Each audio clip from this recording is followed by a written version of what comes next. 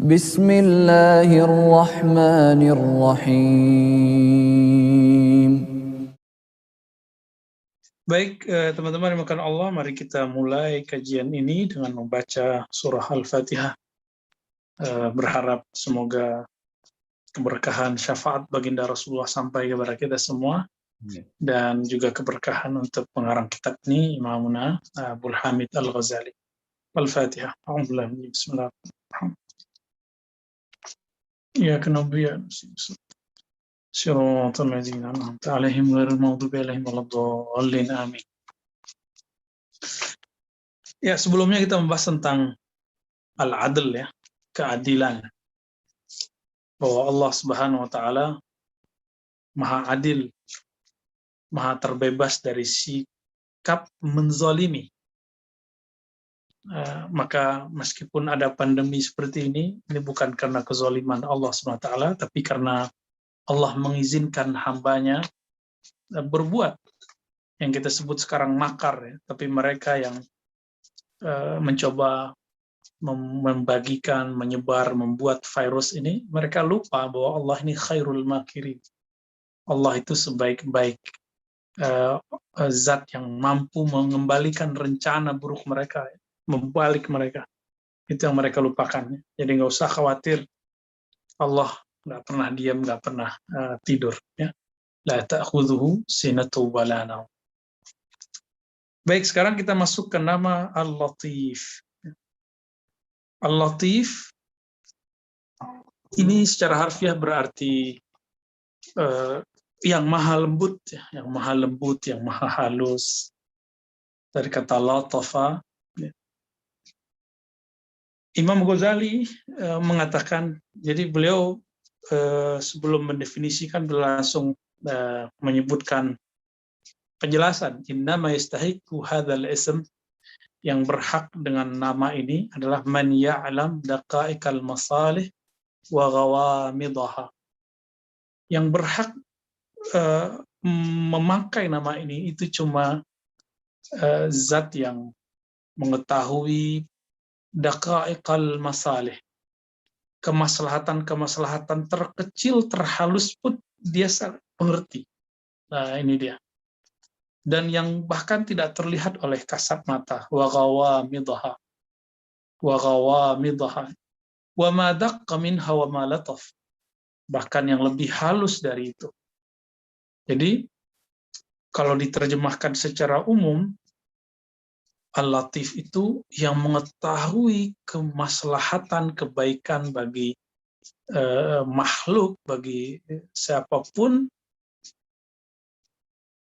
bahkan sampai kepada hal-hal yang rigid, yang halus, yang tidak dimengerti kecuali oleh orang-orang yang, kecuali oleh zat yang maha mengerti itu, yaitu Allah SWT. Dan lawannya al-lutuf itu latofa, lutfan, ya. Lawannya apa? Al-unuf, kekerasan, kasar, ya. Al-unuf, ya, pakai ain, ya. Dan Nabi SAW selalu mengajarkan sahabat-sahabat untuk bersikap lembut, ya. Rifkun wa lutfun. Kenapa? Karena ketika ada kekasaran, kekerasan itu berhadap-hadapan dengan kelembutan, kelembutan akan mengalahkan kekerasan itu. Itulah sebabnya walaupun secara fisik Nabi kalah oleh orang Taif, tapi pada hakikatnya Nabiullah SAW itu menang. Maka kita menghadapi orang yang menghujat kita nggak perlu menghujat balik, ya. Kita kalau dikata-katai orang sebenarnya nggak perlu ngata-ngatain balik, ya. Kita lakukan apa yang seharusnya kita lakukan. فَإِذَا اجْتَمَعَ الرِّفْقُ فِي الْفِعْلِ وَاللُّطْفُ فِي الْإِدْرَاكِ تَمَّ مَعْنَى اللُّطْفِ.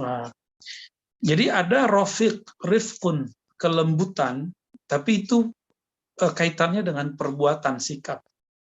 Sedangkan latif itu adalah kelembutan dalam mengetahui sesuatu.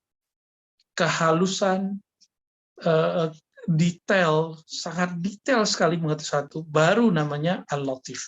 Maka hamba-hamba yang mempunyai kemampuan seperti ini boleh kita sebut dengan Abdul Latif, hamba yang sangat halus, pengetahuannya sangat halus.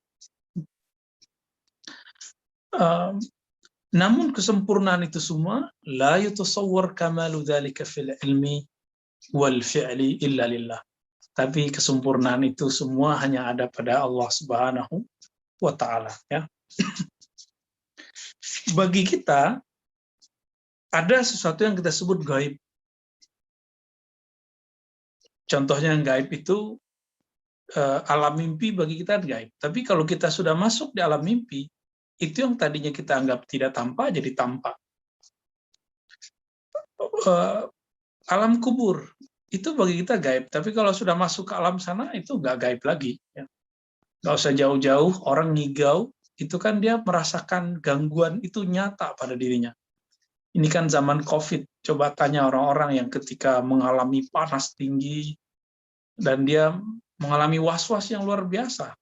Suara-suara nggak jelas masuk ke dalam pikirannya, dan itu sangat jelas sekali. Maka teman-teman, sahabat-sahabat Allah, kesempurnaan, kelembutan itu cuma Allah Subhanahu wa Ta'ala. Coba perhatikan kata Imam Ghazali. Khalquhu al-janin fi batni ummihi fi zulumatin salas. Saking hebatnya Allah, bisa ya janin hidup dalam air, mohon maaf, air ketubannya ibu 9 bulanan, benar nggak? Itu kalau Allah nggak canggih. Jadi latif ini juga bisa diartikan yang maha canggih, yang maha halus, yang maha rigid. Jadi diperhitungkan itu. Ternyata si bayi walaupun berenang dalam perut ibunya, makannya lewat jalur yang kita sebut ari-ari itu atau plasenta itu, ya. Dan bagaimana cara Allah Subhanahu wa Ta'ala memasukkannya? Kehalusan, kedetailan itulah yang kemudian hanya berhak disematkan kepada Allah, karena Allah lah yang ngatur. Coba tanya ke istri kita yang hamil, ya, apakah dia yang ngasih makan anak? Kan enggak. Coba tanya tuh, atau tanya ke mak kita, itu dulu ibu yang ngasih makan kita? Enggak, ibu makan aja kayak biasa, ya. Lalu siapa yang ngasih makan? Allah lah yang ngasih makan. Ini jawaban bagi orang yang galau masalah rezeki. Jika di dalam perut ibu kita masih berenang, bisa hidup kok. Bukan ibu yang menghidupkan, bukan ibu yang ngasih makan. Kenapa kemudian ketika hidup di dunia kita takut nggak makan? Nah, ini kan aneh, berarti nggak percaya canggihnya Allah Subhanahu wa Ta'ala. Jadi saya salah satu makna dari Al-Latif itu, ya, bagi saya sangat maha canggih, ya. Maha detail, maha hati-hati, itu Latif. Dan coba lihat bayi ketika udah sampai umurnya, walaupun kemudian dokter nggak tahu apakah kehati-hatian atau karena kebutuhan, kita nggak tahu. Semoga karena kehati-hatian. Kalau sudah lewat dari timing yang seharusnya, dokter mengatakan, oh, dibedah aja.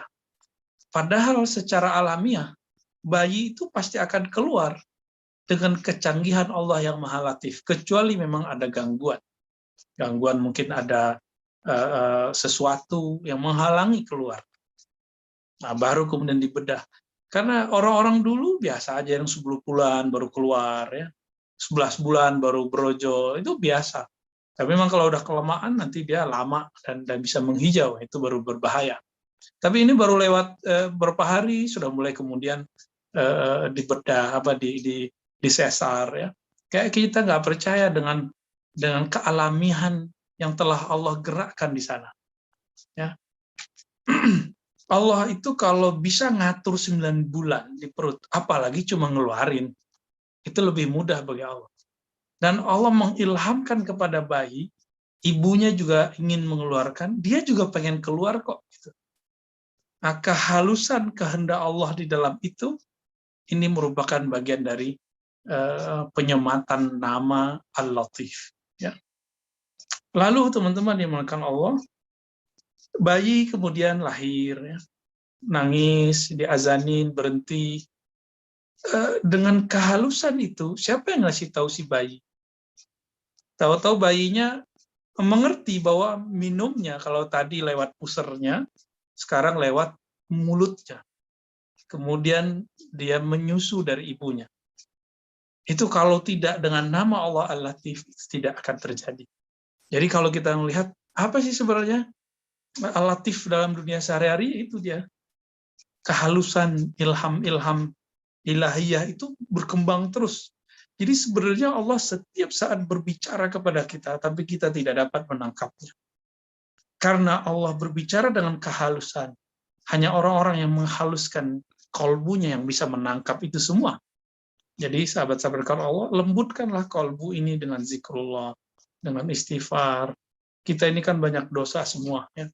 Maka cara melembutkannya itu ya pertama dengan istighfar dulu, baru kemudian kita zikir, sholawat. Nah nanti dia akan muncul kelembutan yang tak terbatas itu, ya. Dan tidak ada yang ngajarin, ya. Ketika umur udah sekian, tahu-tahu bayi sudah nggak minat untuk menyusu dari ibunya, ya. Ibunya juga sudah nggak, udah bosen kira-kira begitu, ya. Inilah yang kemudian kehebatan skenario Allah yang sangat halus, membisikkan. Ya. Dan halusnya Allah itu, bayangkan teman-teman, coba kalau bayi baru lahir langsung dikasih pisang, langsung dikasih nasi, itu kan belum bisa dicerna dalam perutnya, ya. Bertahap, siapa yang ngatur itu? Ibunya kan enggak. Tapi itu sudah alamiah. Nah, itulah pancaran dari nama Allah Al-Latif di dalam diri kita. Jadi Allah itu sudah merawat kita dari kecil dengan cara-cara yang mungkin kita tidak sadari. Ya, tiba-tiba ya si bayi udah pengen cari yang lain, makan yang lain. Kenapa? Ternyata giginya udah mulai muncul. Lalu di perutnya sudah mulai kuat. Seandainya memakan nasi itu nggak bisa dikunyah, nggak bisa dicerna oleh perut. Jika Allah dengan kehalusannya ini memberikan tahapan-tahapan dalam makan fisik, apalagi dalam mentarbiah rohani, kita harus juga bertahap, ya. Tapi sekarang kan orang nggak sabaran, maunya instan, ngafal pengennya 40 hari udah hafal, maunya nggak nyantri, ya, nggak mau masuk pesantren, maunya pesantren kilat. Ya. Udah nggak ada pesantren kilat sekarang karena udah pandemi, ya sudahlah ngaji lewat YouTube aja deh. Baru ngaji bentar, udah berani ngomentarin kiai, ngomentarin ustadz. Waduh, bener-bener tidak ada adab orang hari ini, kecuali yang Allah beri rahmat. Yang ulama nggak dianggap ulama, yang bukan ulama dianggap ulama. Ini zamannya sekarang. Benerlah kata Nabi, ini zamannya. Akan muncul zaman khadda'at. Ya. Kebalik-balik, tipu-tipuan. Ini zaman sekarang nih. Puncaknya nanti Dajjal, karena dialah maha penipu. Yusaddaqu fihal kazib, yang bohong, yang bukan ulama dianggap ulama. Ya. Sedangkan yang ulama dianggap bukan ulama. Ya. Jadi nggak usah maksa-maksain Pak Anas, Pak Gary, ke depan itu begitulah, ya. Jadi kita nggak akan banyak orang-orang yang istiqomah dalam kelembutan nama-nama Allah ini, tidak akan banyak. Ya kita berharap kita tetap diistiqomahkan Allah. Ya nggak boleh juga kita GR merasa sudah paling benar dengan ngaji nama ini. Tapi insya Allah kita sudah di jalan yang pas. Nah, masalahnya kita bisa istiqomah atau tidak, itu aja masalahnya. Kita minta dengan kebesaran namanya, kelembutan namanya Al-Latif. Semoga Allah melembutkan hati kita setiap saat, melembutkan jiwa, ya, mengusulkan ruh kita kepadanya, dan membuat kita istiqomah. Ya. Sidi Ahmad Tijani dalam Al-Faid Ar-Rabbani itu menukil satu riwayat. Ya. Riwayat itu sebenarnya lebih makna. Siapa yang Allah pandang dirinya, maka lam yu'azzibhu, Allah tidak akan pernah menyiksanya sama sekali. Jadi kita itu cukup sekali saja dipandang oleh Allah. Berarti kita sudah selamat selama-lamanya. Karena sekali Allah memandangkan dengan kekodimannya. dengan kemahaagungannya, kemahaabadiannya. Sekali dia memandang kita, maka selama-lamanya dia memandang kita dengan rahmat. Semoga ini adalah awal kita bisa memandang kepadanya dan dia memandang kepada kita. Amin ya rabbal alamin. Nah, sahabat-sahabat dimuliakan Allah, ini rahasia daripada Al-Latif. Maka siapa saja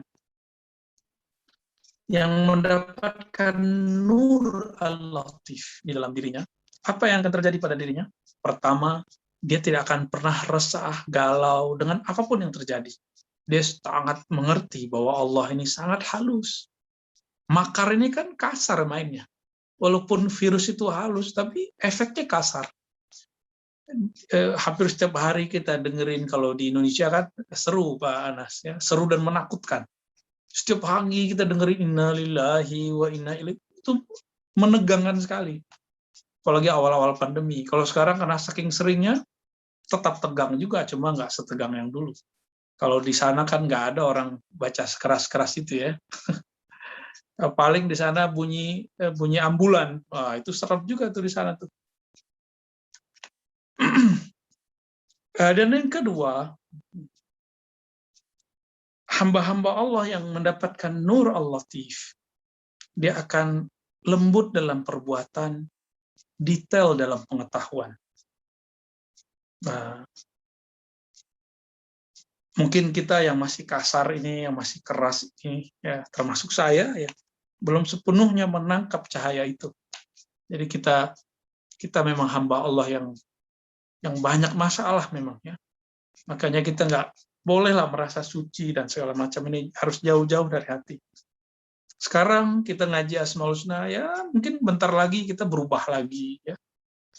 Hari ini kita benar, besok mungkin nggak benar. Hari ini kita ngaji, tapi dengan ngata-ngatain orang, kita kemudian amalannya hilang lagi. Begitulah selanjutnya dan selanjutnya. Hanya Allah lah yang bisa menyelamatkan kita dengan kelatifan. Lalu apa kata Imam Ghazali? Kalau nur Al-Latif masuk kepada diri pribadi seorang dai,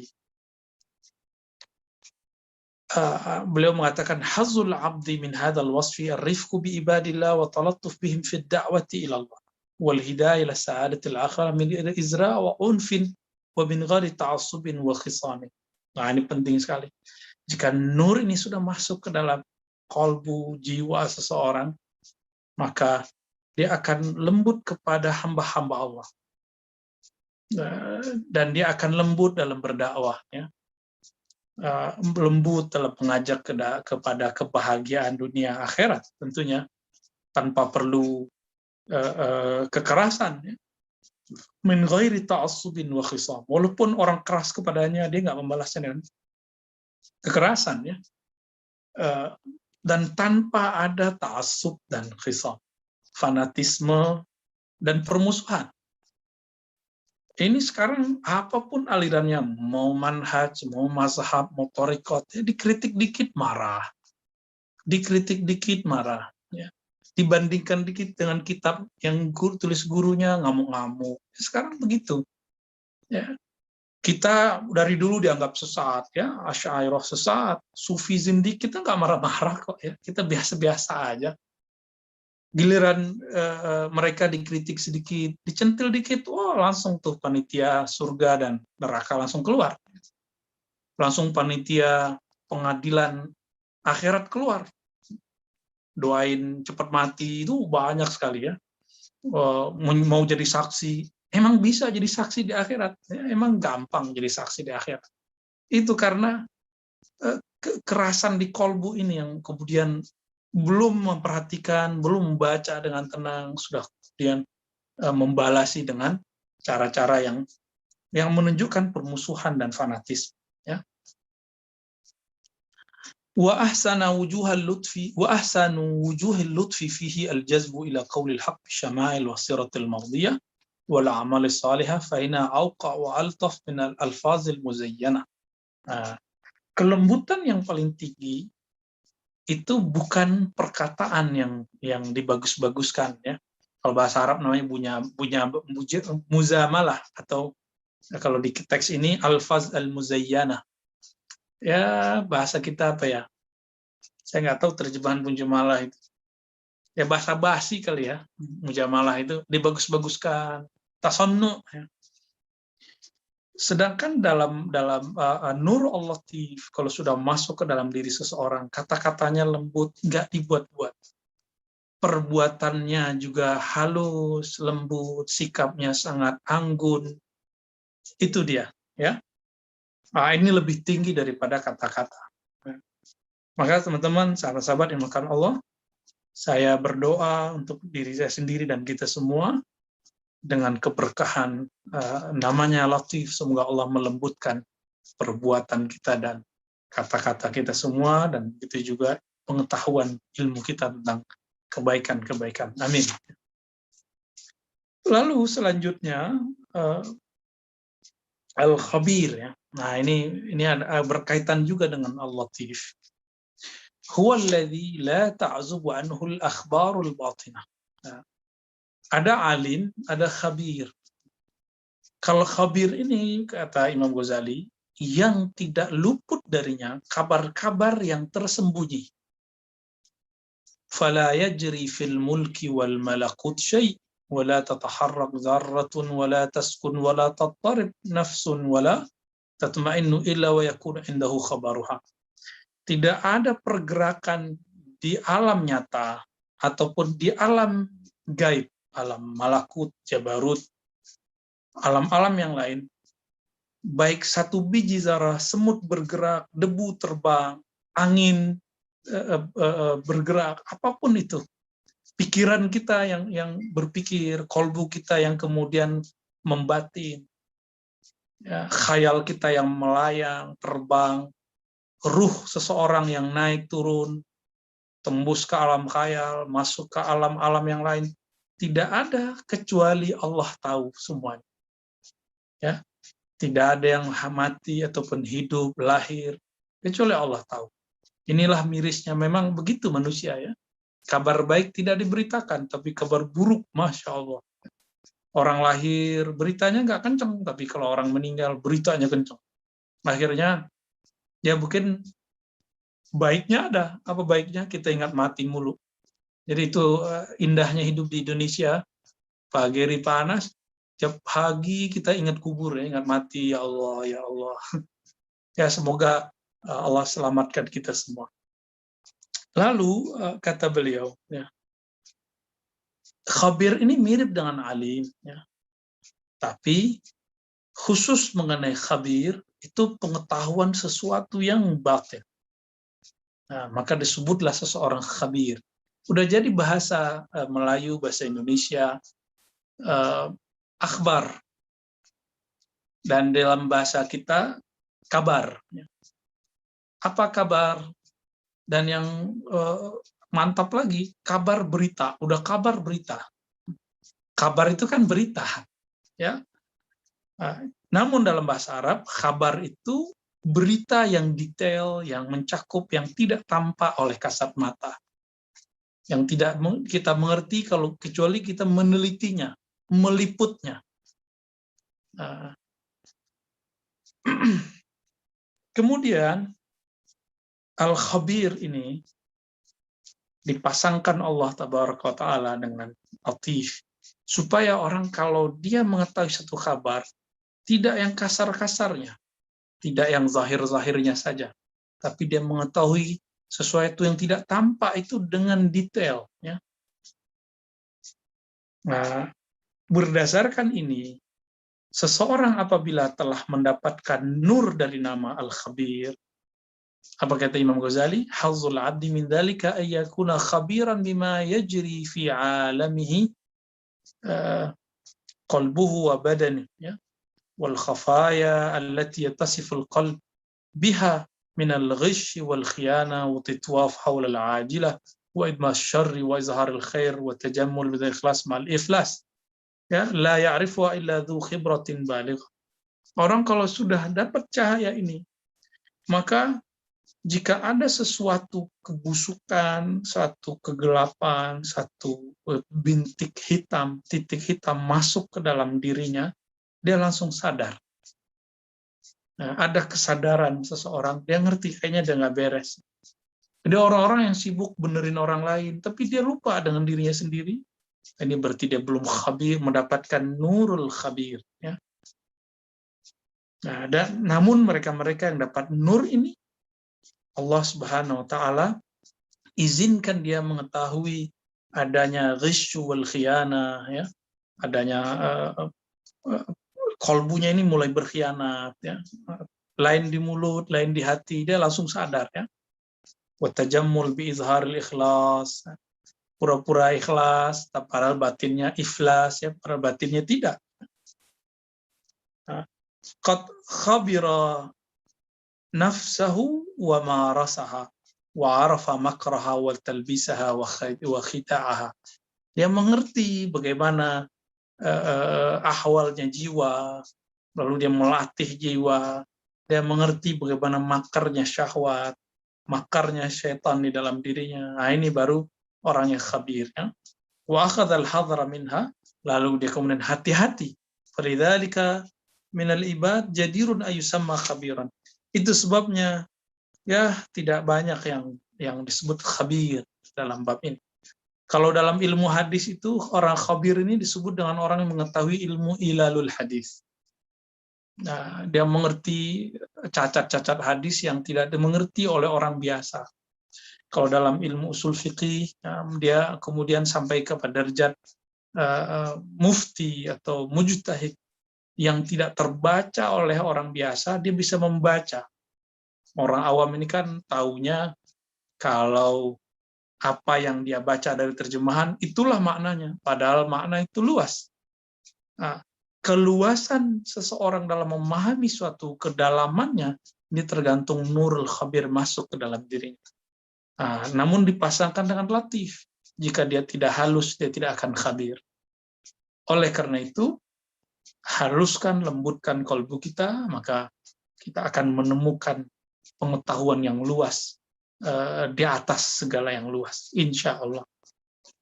Nah, ini udah sampai khabir nih, Pak Anas. Lanjut ya. Dan beliau agak pendek-pendek membahas di kitab ini. Kita lanjutkan aja Al-Halim. Ya. Al-Halim huwa alladhi yushahidu ma'siyatal usata wa yara mukhalafatal amri summa la yastafizuhu ghadabun wa la ya'tarihi ghaizun ولا يحمله على المصارعة إلى الانتقام مع غاية الاقتدار أجلة وطيش. Ini menarik nih. Halim ya. Halim, Nabi itu dibesarkan oleh seorang perempuan, seorang ibu yang juga punya anak namanya Halimah Sa'diyah. Ini bukan kebetulan, tapi memang sudah garis dari Allah SWT, bahwa yang membesarkan beliau, yang melahirkan beliau Aminah, perempuan yang terpercaya, sedangkan yang membesarkan beliau, yang menyusui beliau adalah seorang perempuan yang santun. Halim, santun. Kesantunan, kalau anak sekarang kan nyebutnya santuy. Ya. Ini beda dengan santuy anak-anak sekarang nih, Pak Anas. Ya. Al-Halim ini yang menyaksikan kemaksiatan, ingkar, yang menyaksikan sesuatu yang di luar ekspektasi dia, tapi dia tidak menanggapinya dengan emosi, kemarahan, dendam, kesumat, tidak kemudian panik, ya. Padahal dia sanggup untuk melibas, menghancurkan, dan bahkan dia sanggup marah. Jadi lawan dari ghadab itu apa? Hilm. Lawan dari kemarahan itu hilmun, kesantunan. Dan kesantunan itu nggak mungkin kalau kecuali kolbunya sudah beres duluan, kolbunya sudah lembut. Ya. Kolbunya munsif, bahwa nggak ada orang di dunia ini yang selamat daripada kesalahan. Maka ketika orang salah, ya jangan dipersalahkan lagi, tarik dia supaya dia keluar. Nah, ini adabnya. Jadi kalau kita ngelihat ada orang berbeda faham dengan kita, atau yang kemudian melakukan kemaksiatan depan kita nggak langsung kemudian mengatakan, finnar nih, masuk neraka nih. Ini cuma beda paham doang ya. Cuma karena beda penafsiran, langsung sesat. Ini kan gawat ya. Yang paling lucu dalam pengalaman saya beragama, ya, tuduhan bahwa akidah Ahlussunnah Asy'ariyah itu meyakini bahwa Allah di mana-mana. Ini salah satu yang lucu nih ya.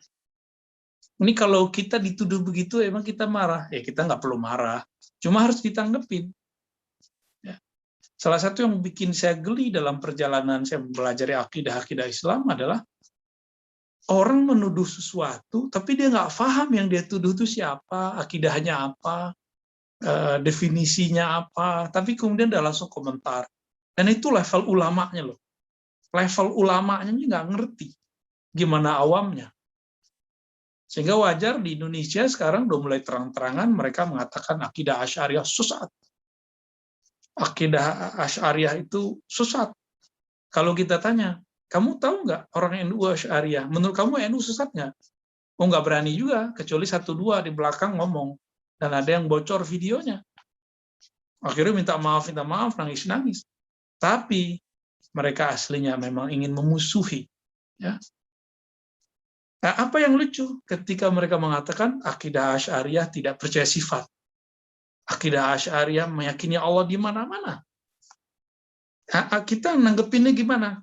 Berarti orang ini walaupun levelnya ustadz, gelarnya macam-macam, mau doktor, mau kontraktor, apalah gelarnya ya, mau kompor ya, apapun gelarnya, tapi ternyata dia nggak ngerti apa yang dia katakan. Dia nggak mengerti apa yang dia tuduhkan. Ya. Dia nggak bisa membedakan antara akidah Jahmiyah yang meyakini Allah di mana-mana dengan akidah Asy'ariyah yang tidak meyakini Allah di mana-mana. Tetapi karena sudah buta hati, ya, sudah buta pikiran, nggak mau membuka pikiran, nggak mau membaca dengan baik, nggak mau diskusi dengan ahlinya, muter-muter di buku-buku yang tidak otoritatif gitu. Dan itu lucu, ya, bagi saya itu lucu. Lalu kita nanggepin gimana ya, senyumin aja, habis itu kita tanggapin baik-baik, kita pretelin satu-satu. Ya. Jangan juga kemudian mengomentari, membalasi, tapi nggak paham apa yang kita balas, ya. Akhirnya cuma dapat emosinya. Nah, apa kata beliau? Halim ini juga berarti tidak terburu-buru. Tadi lawan dari marah. Tidak terburu-buru dalam menjudge, tidak terburu-buru dalam menyimpulkan, tidak buru-buru dalam mengkritik.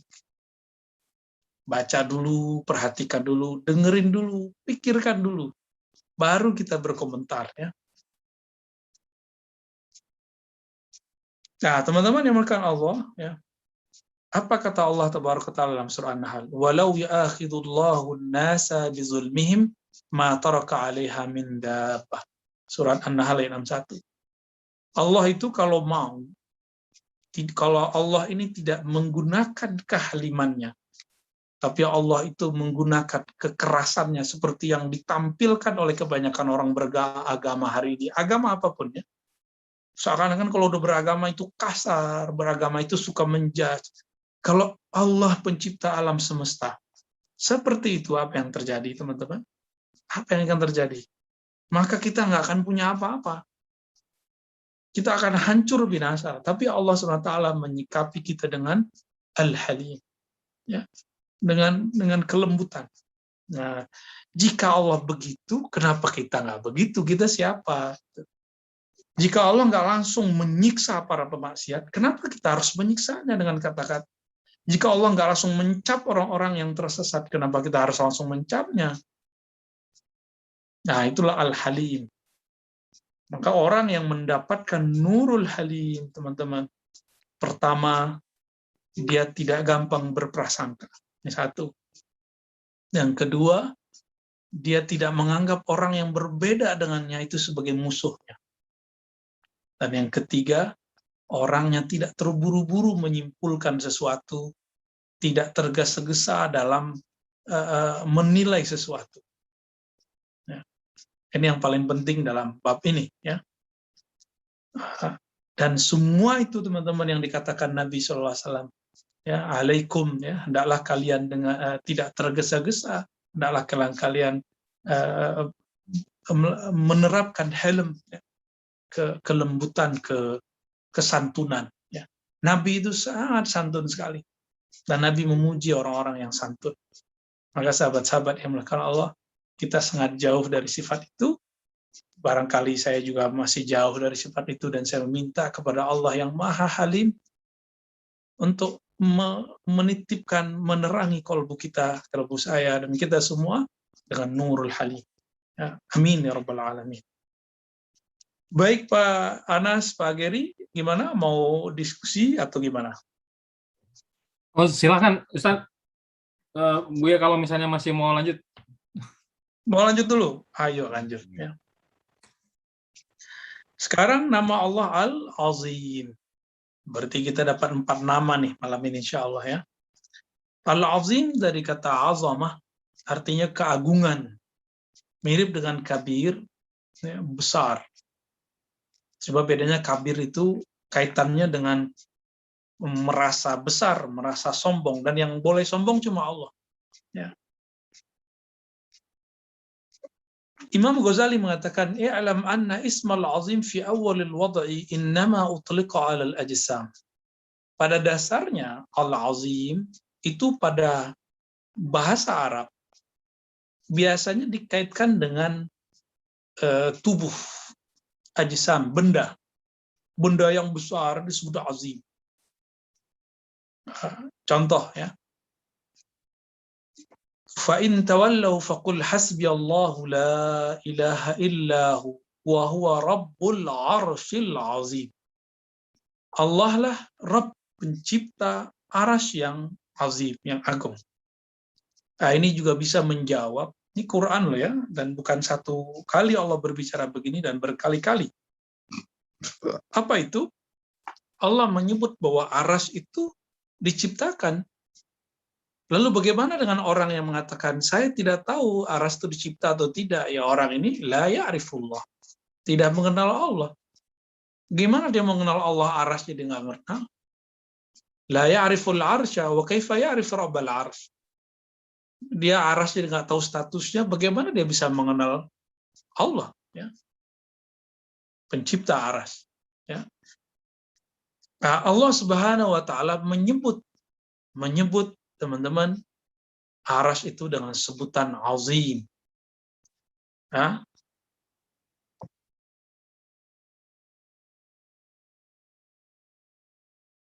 Caranya. Ya. Lalu di dalam surah Al-Qalam, Nabi Muhammad SAW dipuji dan ditetapkan, diberikan satu sebutan, wa innaka la'ala khuluqin azim. Nah, berubahlah maknanya, meningkat maknanya dari makna jisim benda menjadi makna yang sifatnya arti yang lebih berkonotasi kepada maknawi, nilai, ya, kepada nilai.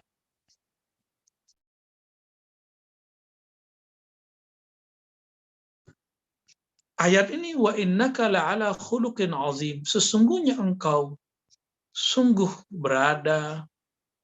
berakhlak yang azim, berakhlak yang besar, yang agung.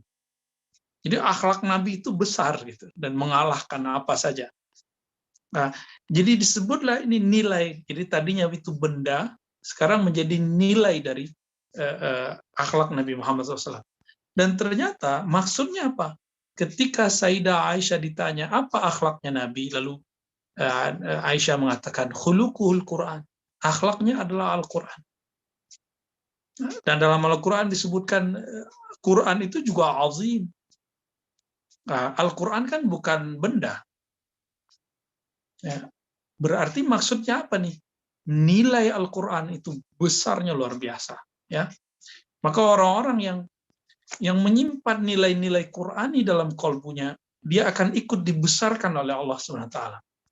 Nah, teman-teman semua yang menggunakan Allah, kebesaran Al-Quran itu bukan di besarnya mushaf. Betul, salah satu yang bisa kita lihat di alam nyata, masyarakat banyak yang mengagungkan, membesar-besarkan orang yang hafal Quran. Ini kan salah satu bentuk dari keajaiban kebesaran Al-Quran. Apalagi jika orangnya hafal terus mengerti isinya. Nah, ini kita nggak bisa membedakan orang mengerti tafsir dengan mengerti terjemahan atau indeks. Teman-teman, orang hafal indeks, nomor surat, nomor ayat itu bagus. Tapi itu bukan disebut penafsir. Yang lebih mulia adalah orang-orang yang mampu memahami makna. Bukan hanya translate, mengalihkan lafaz. Kita cuma karena melihat ada orang hafal nomor surat, nomor ayat, lalu bisa berdebat dengan itu, mendebat agama lain dengan nomor-nomor itu. Kita sudah ngerasa orang ini hebat. Padahal itu sangat berbahaya sekali. Karena penerjemahan, jika belum ditafsirkan dengan lengkap, ini berbahaya. Bisa jadi nanti terjebak kepada pemaknaan yang tidak tepat. Karena terjemahan itu belum semuanya sempurna. Bahkan tafsirnya belum sempurna, apalagi cuma terjemahan. Ya. Nah, sahabat-sahabat yang dimulakan Allah, Allah al-Azim, Allah yang azim, kata Imam Ghazali, ya,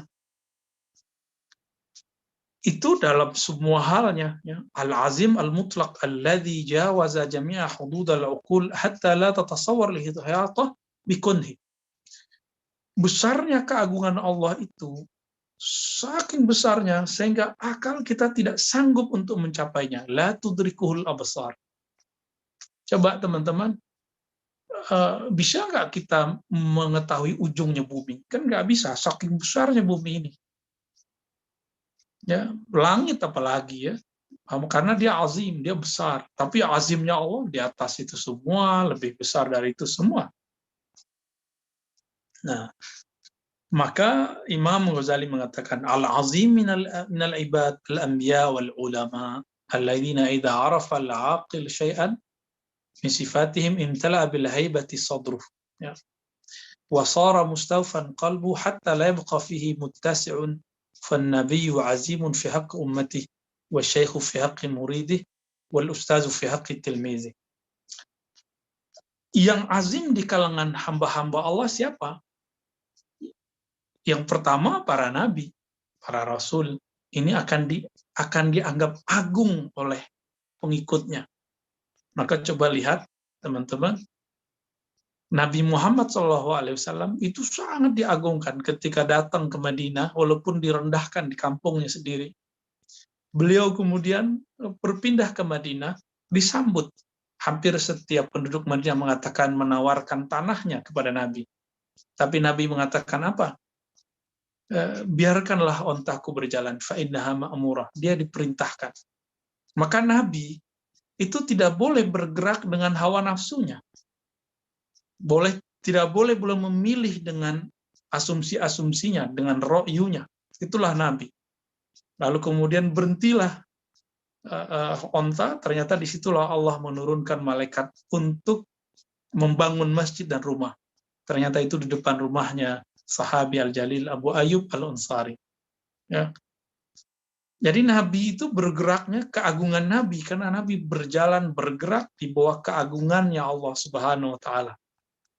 Siapa yang ingin agung, maka berjalanlah di belakang keagungannya, di bawah kebesarannya. Ya. Ada orang selama ini kita anggap remeh. Tahu-tahu ada pejabat datang ke dia sering. Foto lagi, diposting lagi. Kita sadar, berarti temanku ini luar biasa dong, dihormati orang dong. Mulailah kita kemudian merasa dia spesial, baru kita datengin.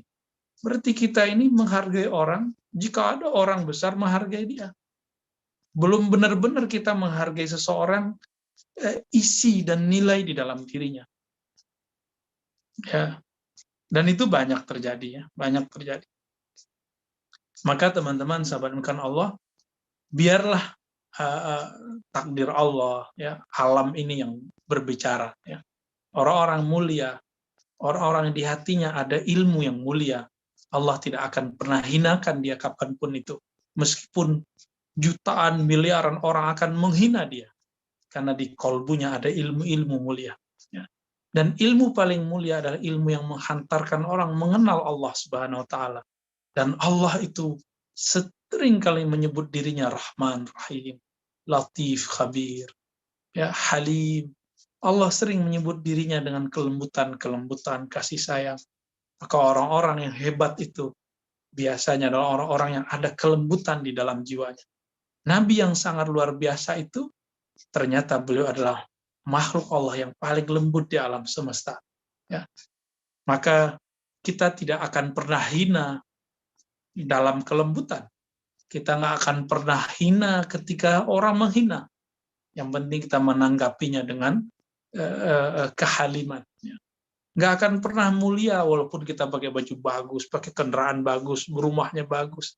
Tapi jika Allah tidak menitipkan sesuatu kemuliaan dalam kolbu, maka tidak akan ada kemuliaan itu yang sebenarnya. Kemuliaan baju, misalnya nih teman-teman para dai, supaya pengen dihargai pakai baju yang ingin akan membuat orang pertama melihatnya terpana. Iya betul, itu di awal. Namun ketika seorang yang berbaju yang haibah, yang hebat itu berbicara, itulah awal pertama kali orang menilai siapa dia. Anta kalamuka. Kamu adalah kalammu. Ya. Jadi apa yang kita kalamkan, inilah yang akan dinilai oleh banyak orang. Begitu juga Allah. Allah menilai apa kalam kita di dalam kolbu. Allah menilai isi kolbu ini isinya apa. Maka tetaplah berpakaianlah yang bagus. Pakailah pakaian yang pantas. Jika dai, pakai pakaian yang pantas untuk seorang dai. Itu sangat bagus. Tapi jangan terlalu sibuk di situ. Baguskanlah isi kolbu. Ya. Azimkan kolbu kita. Halimkan jiwa kita. Nanti ini yang akan memancar. Dan itu permanen. Kalau baju bisa dibeli. Tapi ilmu bagaimana membelinya. Kelembutan bagaimana membelinya. Itu semua adalah anugerah yang kita harus minta kepada Allah Subhanahu wa Ta'ala. Baik, teman-teman yang melakukan Allah, kalau kita simpulkan, al-azim man fi qalbihi azamatun. Ya. Orang yang azim di bumi, orang yang di dalam kolbunya ada kebesaran, ada keagungan. Keagungan apa? Keagungan ilmu, keagungan akhlak, keagungan pengetahuan, keagungan sikap. Sifat-sifat yang agung jika ada di dalam, maka kita akan diagungkan oleh Allah SWT. Mari rawat kolbu, rawat jiwa. Semoga Allah mengeluarkan kita dari zulumat, dari kegelapan kepada cahaya. Amin ya rabbal alamin. Sallallahu alaihi Muhammad. Saya kembalikan ke Pak Geri dan Pak Anas. Silakan Pak Anas.